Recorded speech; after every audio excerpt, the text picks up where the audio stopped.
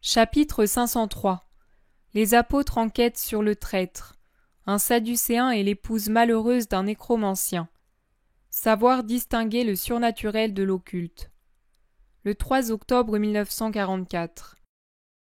Une nouvelle fois, Jésus parcourt inlassablement les routes de Palestine.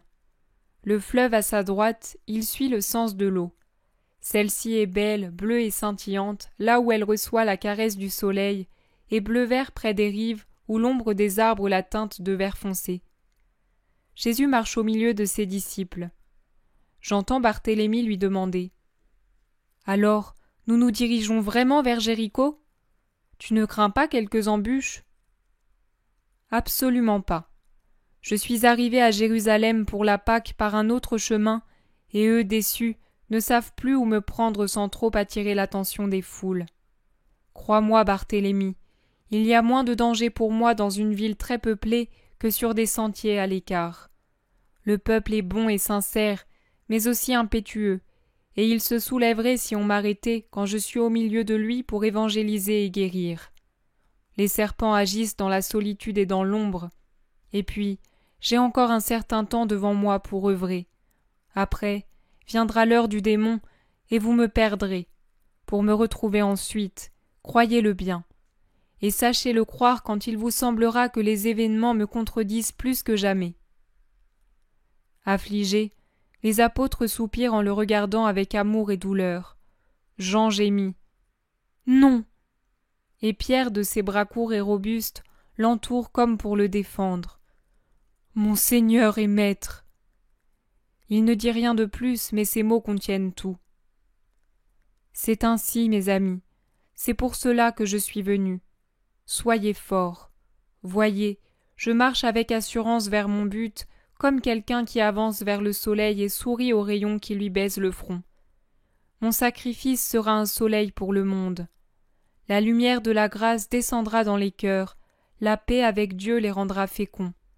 Les mérites de mon martyre rendront les hommes capables de gagner le ciel. Et qu'est-ce que je veux sinon cela ? Mettre vos mains dans les mains de l'Éternel, mon Père et le vôtre, et dire « Voilà, je te ramène ces enfants. Regarde, Père, ils sont purs, ils peuvent revenir vers toi. » Vous voir serrer sur son sein et dire « Aimez-vous enfin, puisque l'un et les autres, vous en étiez impatients, et que vous souffriez de n'avoir pu vous aimer profondément. Voilà ma joie, et chaque jour qui me rapproche de l'accomplissement de ce retour, de ce pardon, de cette union, augmente mon impatience de consommer l'Holocauste pour vous donner Dieu et son royaume. » En disant cela, Jésus est solennel, presque en extase. Il marche bien droit dans son vêtement bleu et son manteau plus foncé, tête nue à cette heure encore fraîche du matin, et il paraît sourire à je ne sais quelle vision que ses yeux contemplent sur l'azur d'un ciel serein. Le soleil qui caresse sa joue gauche enflamme encore davantage son regard rayonnant et met des étincelles d'or dans sa chevelure que soulève une légère brise et sa démarche vive. Il fait ressortir le rouge des lèvres qui s'ouvrent pour sourire, et il semble éclairer son visage tout entier par une joie qui en réalité vient de l'intérieur de son cœur adorable, enflammé de charité pour nous. « Maître, puis-je te dire un mot ?» demande Thomas. « Quoi donc ?» « Avant-hier, tu nous as annoncé que le Rédempteur, toi, serait livré par un traître. Comment un homme pourra-t-il te trahir, toi, le Fils de Dieu ? Un homme, en effet, ne pourrait trahir le Fils de Dieu, qui est Dieu comme le Père. Mais le traître ne sera pas un homme. Ce sera un démon dans un corps d'homme, le plus possédé, le plus obsédé des hommes. Marie de Magdala avait 7 démons, et le possédé des jours derniers était dominé par Belzébuth. Mais il y aura en lui Belzébuth et toute sa cour démoniaque. Ah, comme il est vrai que l'enfer sera tout entier dans ce cœur, pour lui donner l'audace de vendre le Fils de Dieu à ses ennemis, comme on vend un agneau au boucher. Judas intervient. « Maître, aujourd'hui, cet homme est-il déjà possédé par Satan ? » Non, Judas, mais il a une inclination pour Satan. Cela veut dire qu'il se met dans les conditions de tomber en lui. André demande. Et pourquoi ne vient-il pas à toi pour que tu le guérisses de son attrait? Sait-il qu'il l'a ou bien l'ignore-t-il? S'il l'ignorait, il ne serait pas coupable comme il l'est, car il sait qu'il tend au mal et qu'il ne persiste pas dans la résolution d'en sortir. S'il persistait, il viendrait à moi, mais il ne vient pas. Le poison pénètre, et le fait que je sois proche ne le purifie pas, car au lieu de désirer la guérison, il la fuit. C'est là l'erreur des hommes. Ils me fuient quand ils ont le plus besoin de moi. À son tour, Matthieu demande. Mais est-il venu vers toi quelquefois? Le connais-tu? Et nous, le connaissons-nous? Matthieu, je connais les hommes avant même qu'ils me connaissent. Tu le sais et eux le savent. C'est moi qui vous ai appelé parce que je vous connais. Mais nous, est-ce que nous le connaissons?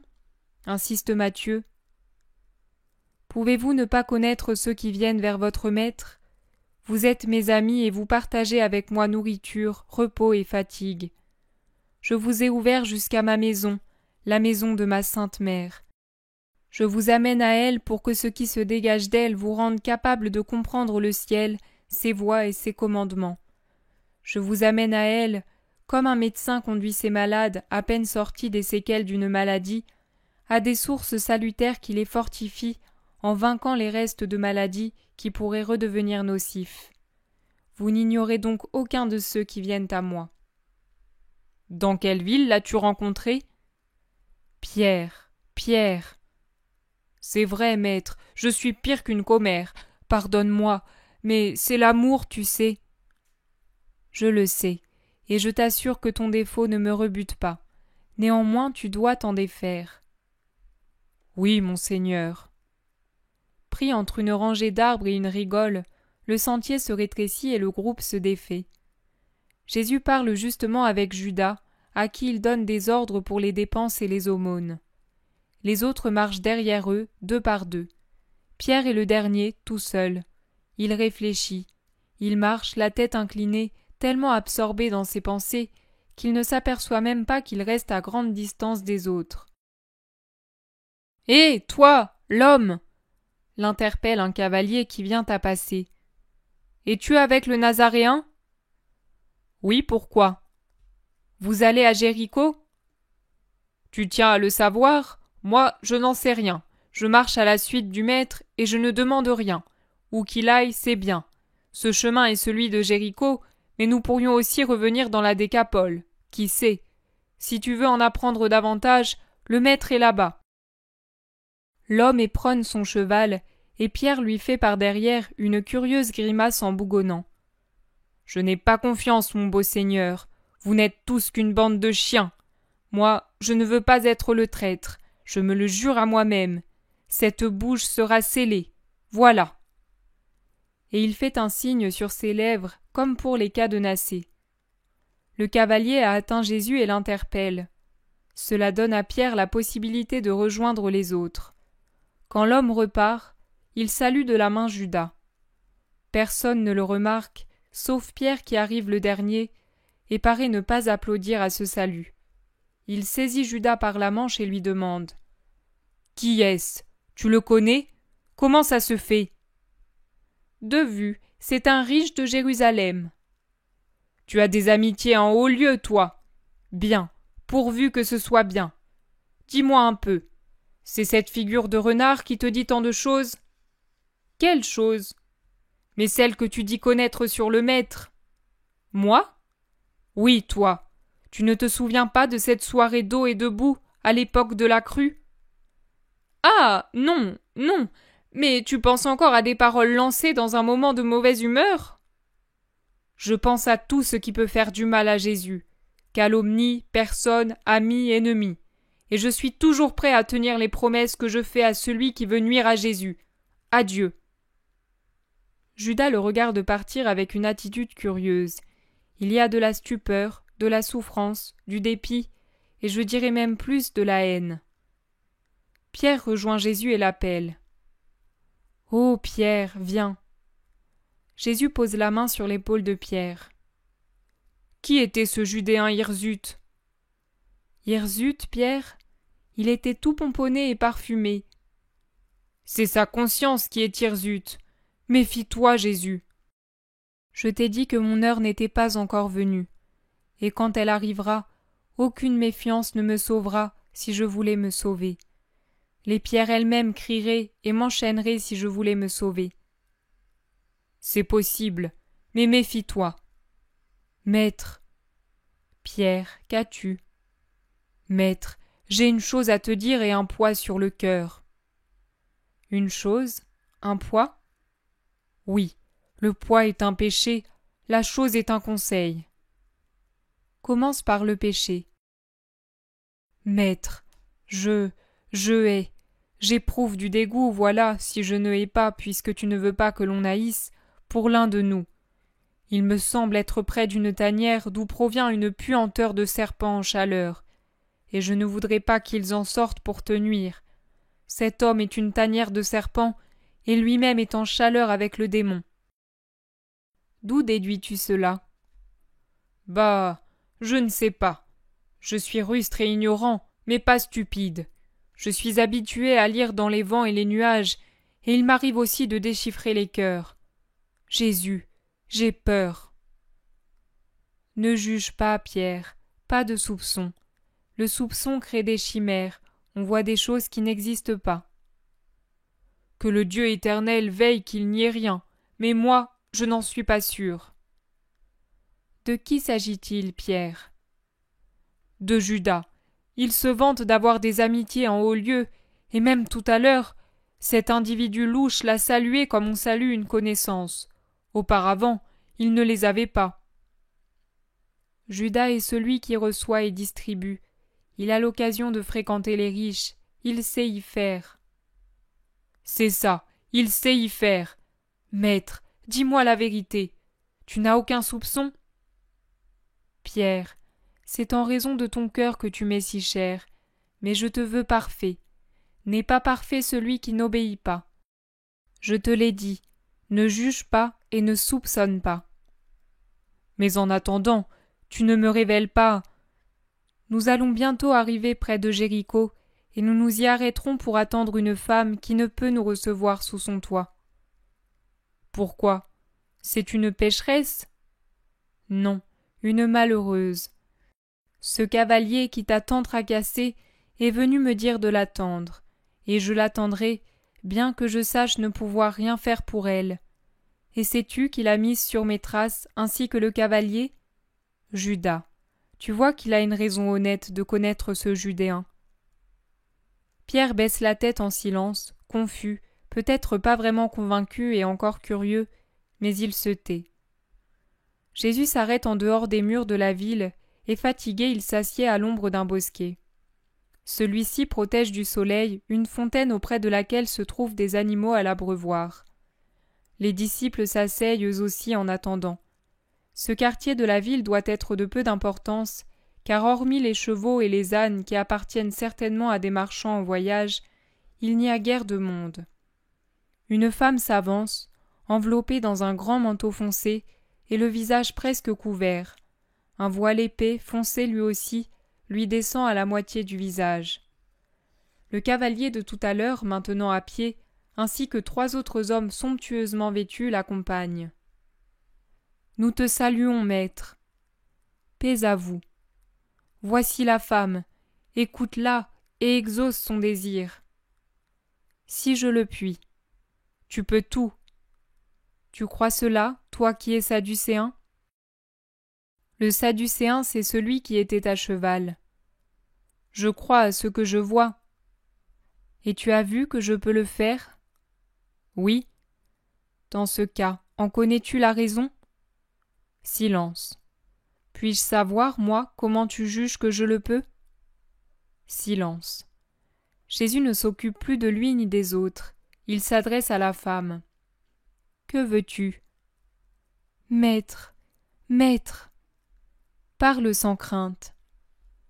La femme jette un coup d'œil oblique à ceux qui l'accompagnent, ce qu'ils interprètent à leur manière. Le mari de cette femme est malade, et elle te demande sa guérison. C'est une personne influente de la cour d'Hérode, tu as intérêt à l'exaucer. Ce n'est pas parce qu'elle est influente, mais parce qu'elle est malheureuse que je l'exaucerai si je le peux. Je l'ai déjà dit. Qu'a donc ton mari? Pourquoi n'est-il pas venu? Et pourquoi ne veux-tu pas que j'aille le trouver? Autre silence et autre regard oblique.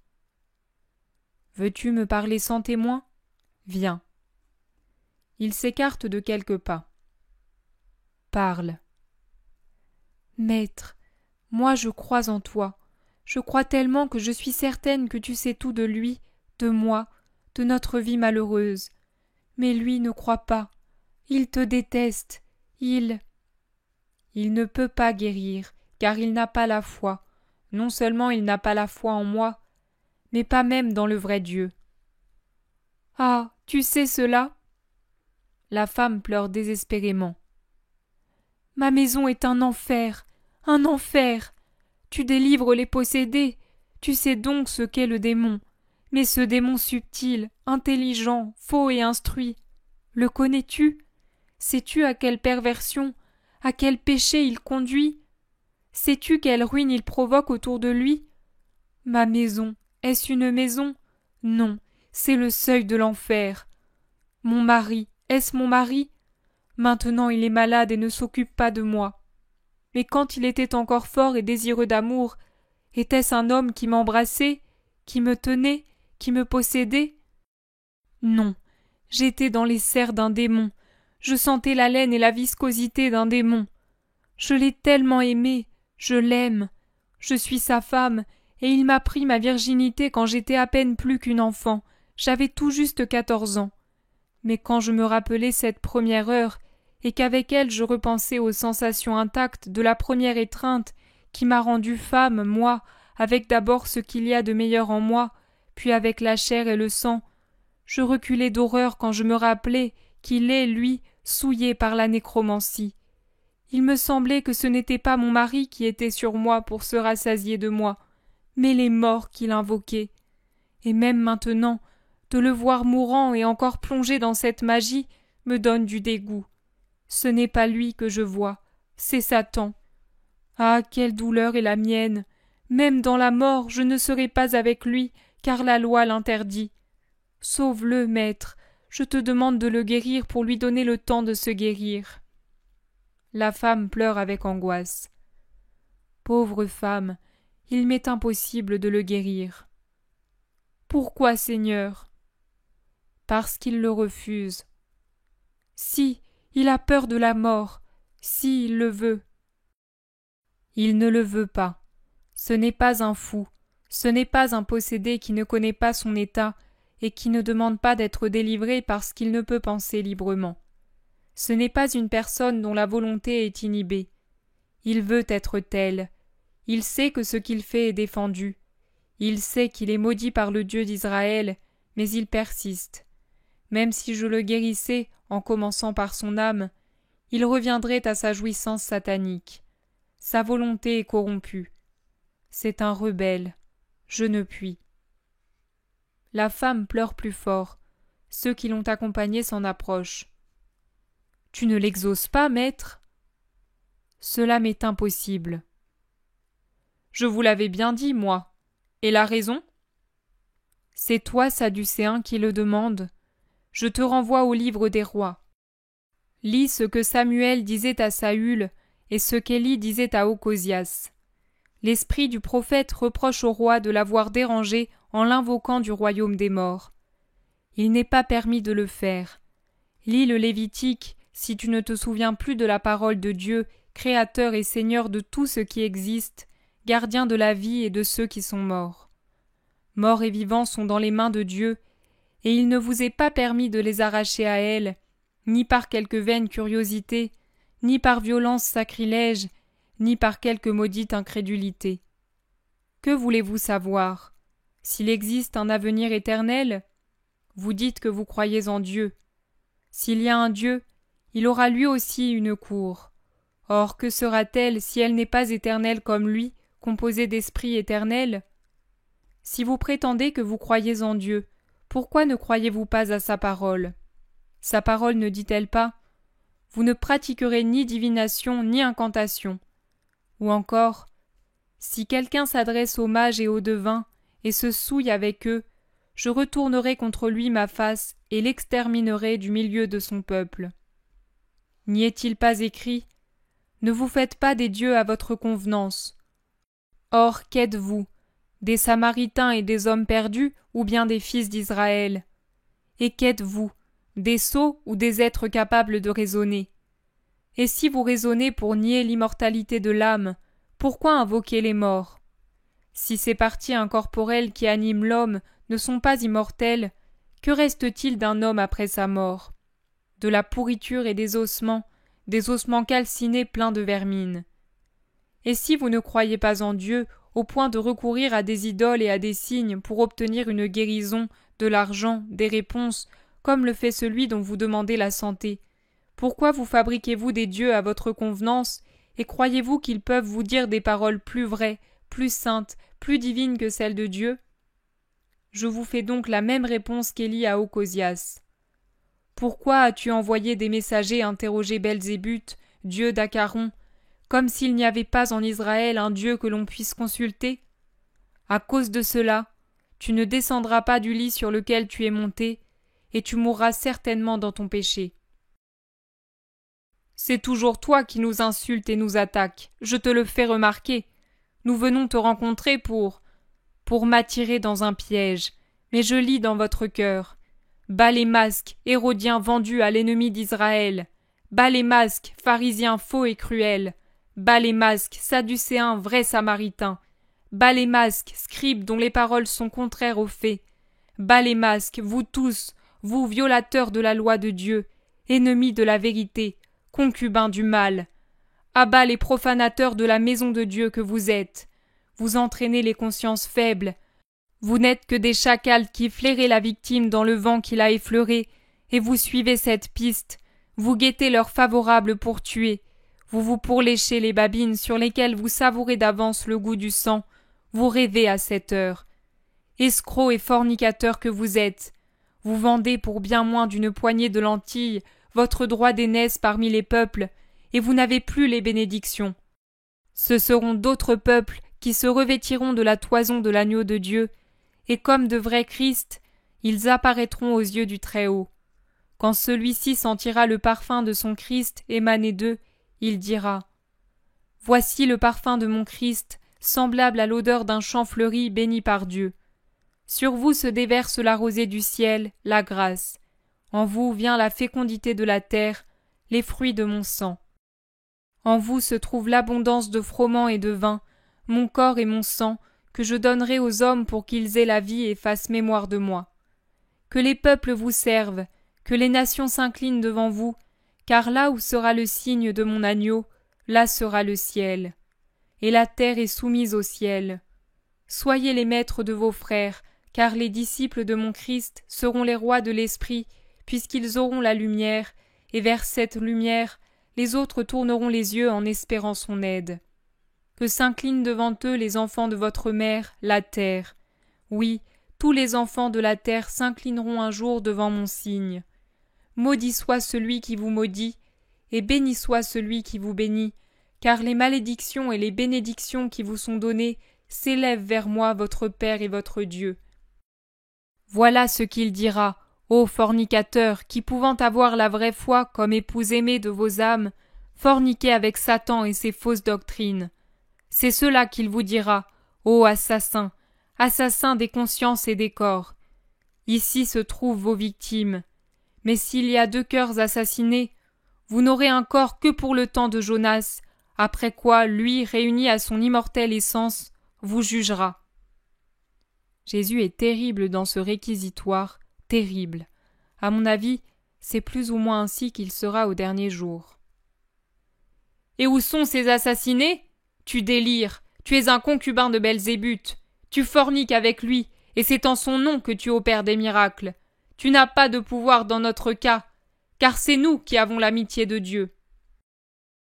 Satan ne se chasse pas lui-même, moi je chasse les démons. Alors au nom de qui est-ce que je le fais ? Silence. Répondez. Inutile de s'occuper de cet obsédé, je vous l'avais bien dit, vous ne m'avez pas cru. Entendez-le de lui. Réponds, fou de Nazaréen. Connais-tu le schéma Florache ? Je n'en ai nul besoin. Vous entendez ça ? Encore une question. N'es-tu pas allé en Égypte ? Si. Vous voyez, qui est le nécromancien, le Satan ? Horreur ! Viens, femme, ton mari est saint en comparaison de lui. Viens, il faudra que tu te purifies. Tu as touché Satan. Et il s'éloigne avec de vifs gestes de répulsion, entraînant la femme en pleurs. Jésus, les bras croisés, les suit avec des éclairs dans ses yeux. Maître, Maître ! Les apôtres sont terrorisés à la fois par la violence de Jésus et par les paroles des Juifs. Pierre se courbe presque pour demander « Qu'ont-ils voulu dire par ces dernières questions ? Qu'est-ce que c'est ?» Quoi ? Le schéma Florache ? En effet, de quoi peut-il bien s'agir ? Oui, c'est quoi ? Ne t'en préoccupe pas. Ils confondent la vérité avec le mensonge, Dieu avec Satan, et dans leur orgueil satanique, ils s'imaginent que Dieu, pour se plier aux volontés des hommes, a besoin d'être conjuré par son tétragramme. Le Fils parle avec le Père un langage vrai, et c'est avec lui, dans l'amour mutuel du Père et du Fils, que s'accomplissent les miracles. Mais pourquoi t'a-t-il demandé si tu étais allé en Égypte ? Parce que le mal se sert des ruses les plus subtiles pour en faire un acte d'accusation contre celui qu'il veut frapper. Mon séjour d'enfance dans la terre d'Égypte sera l'un des chefs d'accusation à l'heure où ils se vengeront. Vous et vos successeurs, sachez qu'à l'égard de Satan si plein d'astuces et de ses serviteurs fidèles, il faut être 2 fois plus rusé. C'est pour cela que je vous ai recommandé « Soyez rusés comme des serpents et pas seulement simples comme des colombes, pour ne pas laisser la plus petite arme aux mains des démons. Et cela ne sert pas non plus. Allons. » Où, maître ? À Jéricho ? Non. Nous allons prendre une barque et passer de nouveau dans la Décapole. Nous remonterons le Jourdain jusqu'à la hauteur des Noms, puis nous débarquerons. Ensuite, sur la rive de Génézareth, nous prendrons une autre barque et nous passerons à Tibériade, et de là à Cana et à Nazareth. J'ai besoin de ma mère et vous aussi. Ce que le Christ ne fait pas par sa parole, Marie le fait par son silence. Ce que n'opère pas ma puissance, sa pureté l'opère.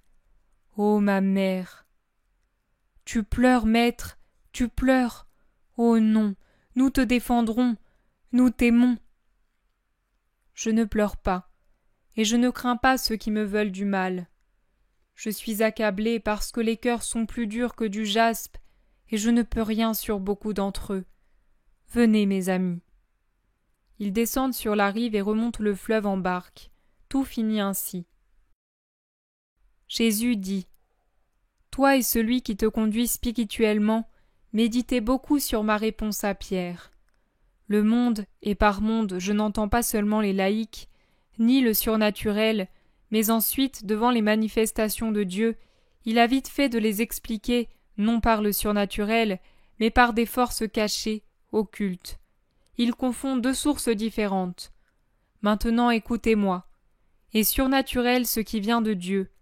Est occulte ce qui vient d'une puissance extraterrestre, mais qui n'a pas sa racine en Dieu.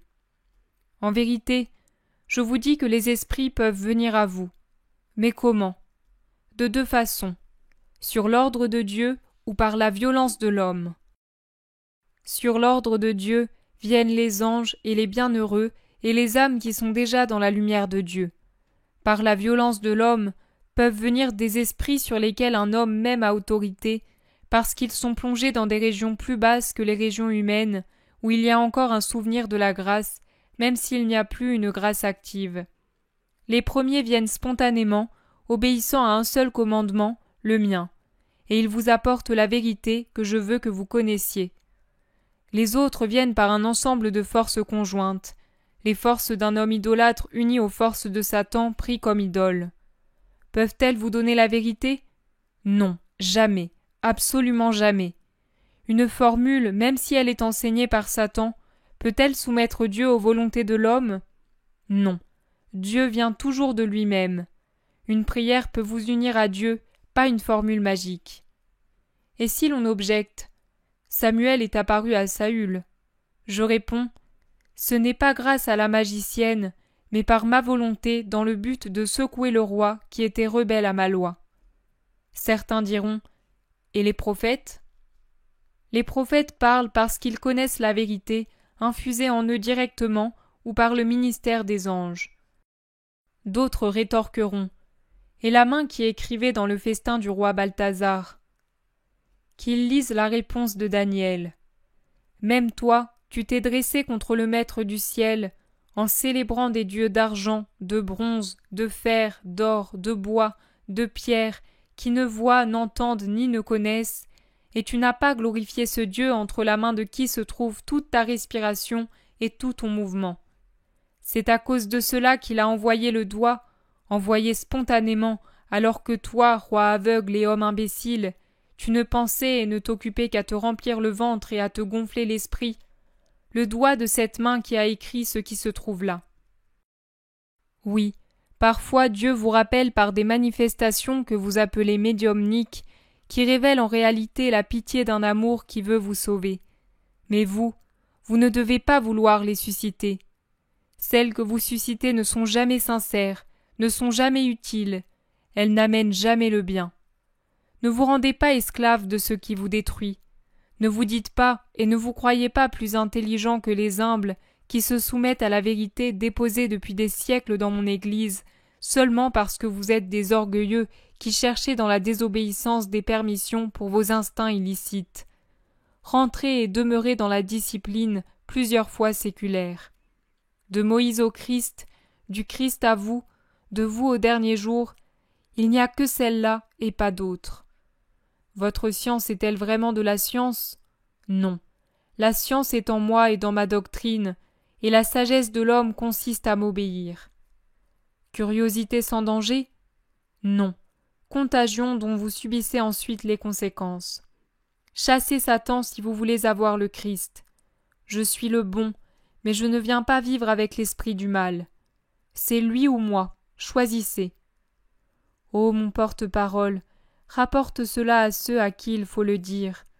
C'est la dernière parole qui ira vers eux. Ton directeur de conscience et toi, soyez prudents. Les preuves deviennent des contre-preuves aux mains de l'ennemi et des ennemis de mes amis. Soyez vigilants. Allez avec ma paix.